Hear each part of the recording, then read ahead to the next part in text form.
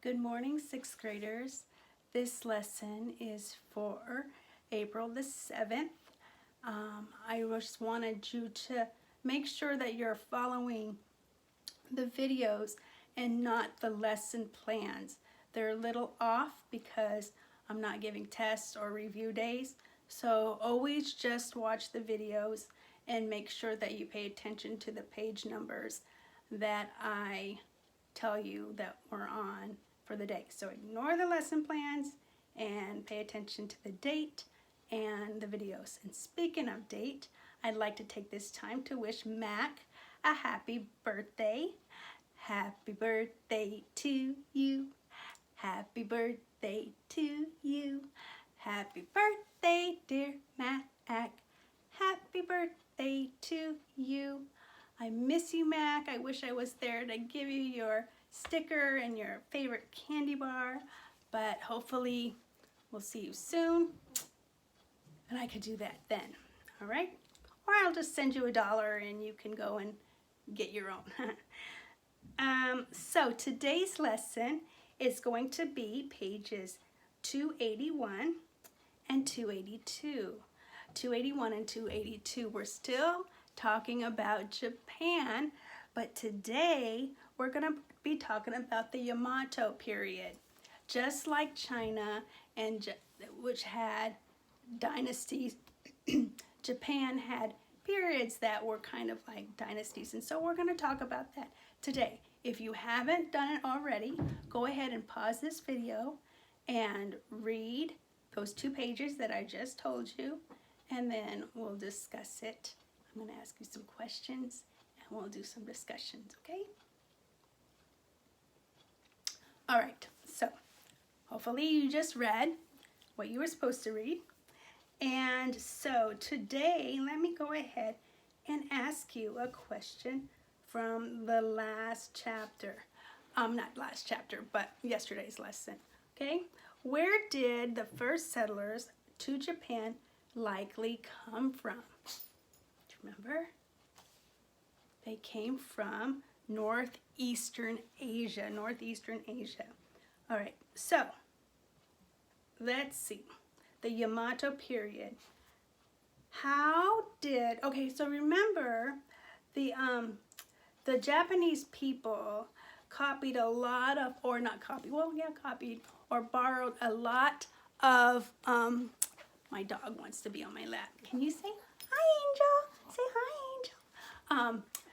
Copied a lot of their customs from the Chinese and from the Korean people. That's why they have a lot of similar things in common. All right, so you have the Yamato clan, and it says, how did the Yamato clan rise to power in Japan? Well, that's the first sentence of what you read. It says, by conquering opposing clans and by forming strong military states, you know.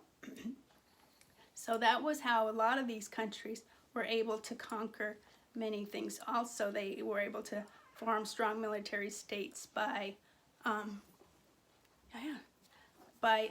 just wanted to make sure. The last time I videoed, I did almost the whole lesson and didn't realize that I pressed play. So now I have to always double check to make sure.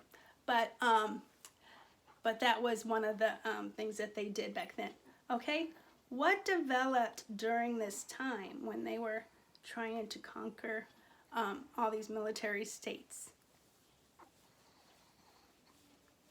Well, they organized cities, and another thing, social classes, which was another big thing that they did, and then also a written language. So you remember the kind of how long it took for the Japanese people to write, you know, or to learn the art of writing, almost 20 years to do something. What civilization influenced Japan during the Yamato period? We talked about that, I just said it, the Chinese and the Koreans. Okay, the Kufan period originated, where did it originate from? I just went and I want to, whatchamacallit, I just want to double check here.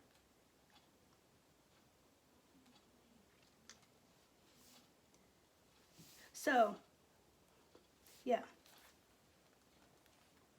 What was the question? Oh yeah. Where did it originate?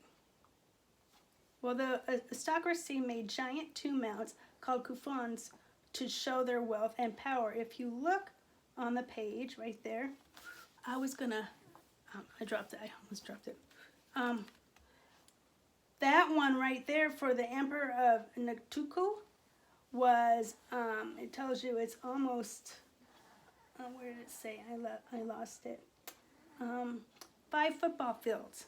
So that's pretty big tomb, kind of like the pyramids in Egypt. Well, they had, it looks like a key, and it's really pretty. Actually, I think it's really pretty. Before we continue, I want you to go to the definitions on the bottom. Whether you have the Yamato, a Japanese clan that rose to power around AD 250. You have the Kufan, which was a giant tomb with a keyhole-shaped burial mound surrounded by a moat built by the Japanese aristocracy during the Yamato dynasty.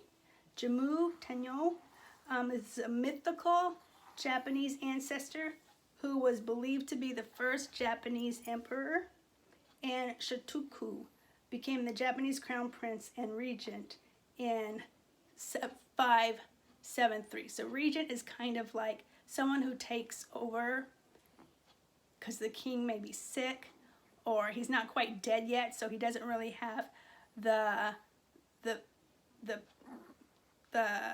title of king or emperor, but he's basically making all the decisions for the king or the emperor at the time. All right. Then go to the caption. It says, who was Jimmy? Okay, so we already talked about that. The caption where it says, what does the design look like? It looks like a keyhole. And then who was Jimmu Tenno? He was, according to legend, I already said, he was the first emperor and a descendant of the sun goddess. And the sun goddess' name is Amaterasu. Amaterasu. All these different Asian names. Okay. Why did Yamato claim their choice for emperor was descended from him? Why do you think so? Well, the Yamato gained loyalty from the other clans by claiming loyalty to Tenno. All right, and so basically, if this guy's so important, then we're going to go ahead and say that he's important to us, and therefore all these other clans are going to respect them. All right. From which clan did the ruling family come for many years? Well, since we're talking about the Yamato clan, it would be Yamato, right? And then what did the Yamato do to maintain power? I already discussed this. A lot of these questions are kind of like repeat. They claim that Tenno was their ancestor. How did Prince Shotoku influence Japan's history? He developed a constitution, which meant laws to live by, and then also he, helped the imperial government improve, right?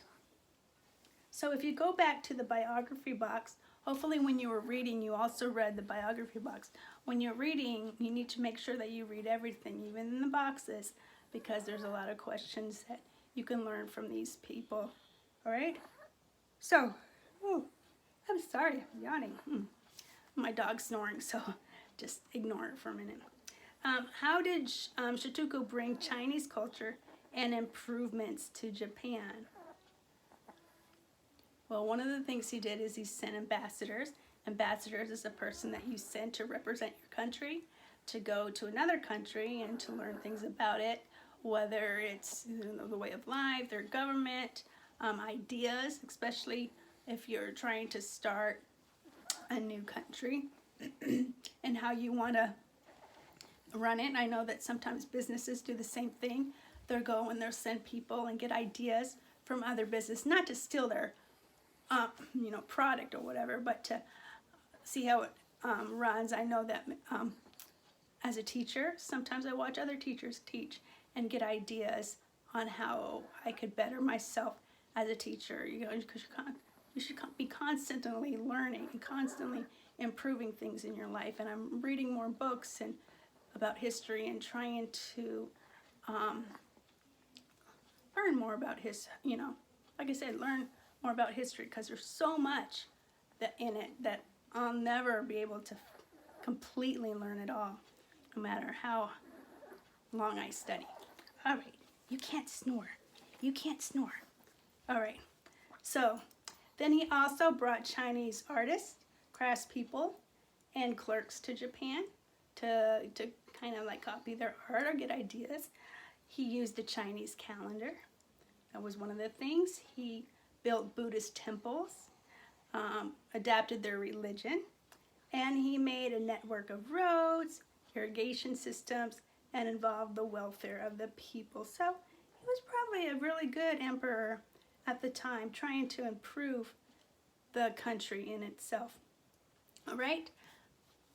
Now, there's two major religions in Japan. One is Shintoism and one is Buddhism. Now, Shintoism, hopefully you read that, it teaches that the main problem of the world is that humanity is out of harmony with nature.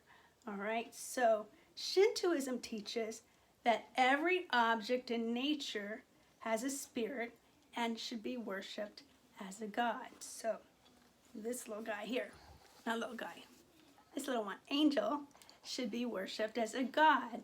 A rock should be worshipped as a god. All right, so a tree, it's not anything unlike the other religions that we talked about before, because animism, remember we talked about animism? That was another thing too with Africa. All right, the spirit in an object or creature in nature is the kami. Okay, and then what is the worship object called? Shintai. Shintai is another one. Who else worshipped? Who else is worshipped? Well, the emperor is worshipped. He was in fact, Japanese, even during World War I and World War II, the emperor was very important. Okay? Let's see here. We already talked about Buddhism. And how was it introduced to Japan? I already said they sent the ambassadors there, and the ambassadors brought it and said, oh, look at this religion, yay, let's adapt their religion. Okay, and then I'm going to ask you some questions about the Shinto beliefs, and then we're going to compare it with Christianity. First of all, the Shinto believes that the main problem is that they're out of harmony with nature, and that's why everything's so messed up in the world. Maybe that's why we have hurricanes or tsunamis or earthquakes or just all the major problems that we have. What do people believe they will accomplish by practicing Shintoism or the rituals? They believe that if they do that, if they're in connection with the kami, that they will become harmony which will bring prosperity, and harmony in their life, this life that they're living in. Right? What does Christianity identify as the main problem of the world? We've talked about this whole year. Sin. Sin's the main problem of the world. We are sinful people, and we need our Savior to save us. Nature's not going to save us in this world. And then, how are the spirit beings in Christian belief different from those in Shintoism? the spirit beings such as angels are not tied to this natural world. Okay, so we believe in angels, and there are such things, and maybe they look out for us, or they do God's work, but they're not in my bed, or they're not in my dog, or the spirits don't live in them for me to worship. And we don't even worship angels either. And then, what does the Bible teach about having a truly prosperous life? The Bible teaches that a truly prosperous life is having the right relationship with God and having our sins forgiven. So I hope you enjoyed reading about Japan, and I will probably put another YouTube video for you guys to watch on the Shintoism a little bit more in detail, as far as a clip to watch. So hopefully you'll do that, and I hope you have a great day. I hope to see you today at 1 o'clock for a Zoom meeting, and I will send your parents the link to be able to get on there. Like I said, it's not going to be a history lesson, just a time to get together and to see how you're doing for history. And hopefully you're watching these videos and you're learning something. And I will talk to you soon. Make good choices.